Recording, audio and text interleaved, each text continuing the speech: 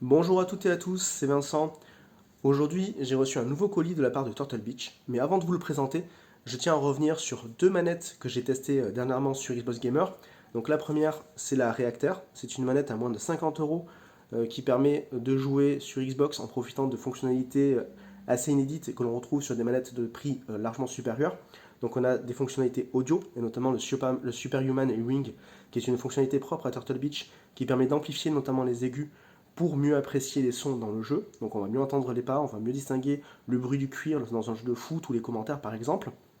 Et c'est une manette qui dispose de deux boutons d'action à l'arrière. Donc ce sont des boutons que l'on réplique. Donc on réplique la touche A, B, X, Y ou l'une des gâchettes, peu importe, ça c'est nous qui décidons, mais qui donne un accès rapide puisque ça tombe parfaitement sur les doigts, voilà, pour pouvoir dupliquer une action plus facilement que d'appuyer sur la gâchette si jamais notre pouce est déjà sur le stick par exemple.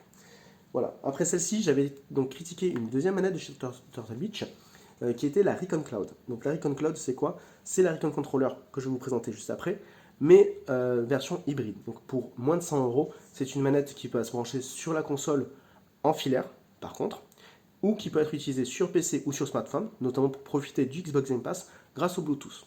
Et comme je n'avais pas pu tester la Recon Controller, la grande sœur, eh bien Turtle Beach a eu la bonne idée de m'en envoyer un exemplaire, la version camo, donc camouflage. Donc là encore, malheureusement, c'est une manette filaire. Donc on a un câble de 3 mètres, qui est donc un câble tressé de meilleure qualité.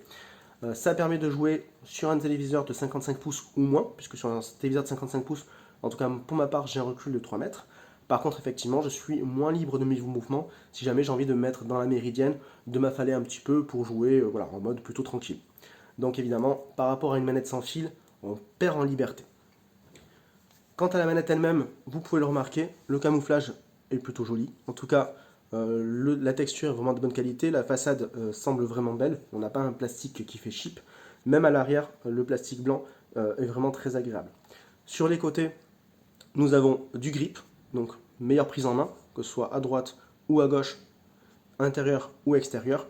On a donc la prise jack en 3.5 pour pouvoir brancher un casque. Donc bien entendu, ça permet de profiter aussi des fonctionnalités audio quand on a un casque qui est branché en 3.5. Donc personnellement, moi je vais l'utiliser avec le X0 Free de chez Turtle Beach toujours.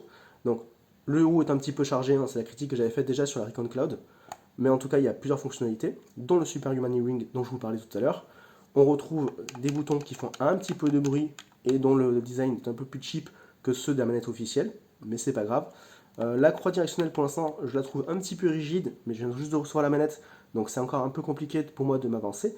Donc j'espère que ça va se détendre un petit peu avec le temps. Et par contre, ce que j'apprécie également, c'est que l'on retrouve des gâchettes qui sont texturées, donc ça glissera moins. Donc ça c'est plutôt pas mal. Au niveau du design, de toute façon, tout tombe bien au niveau des mains.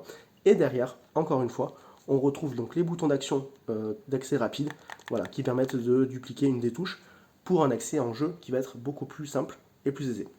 Donc maintenant, je vais tester ça, j'en ai pour quelques jours parce qu'il va falloir que j'essaie avec plusieurs jeux différents pour voir la réactivité de la manette, pour voir tout ce qu'elle va apporter. Donc je vous retrouve dans quelques jours sur Xbox Gamer pour vous en parler plus en détail. A très bientôt, merci de m'avoir écouté.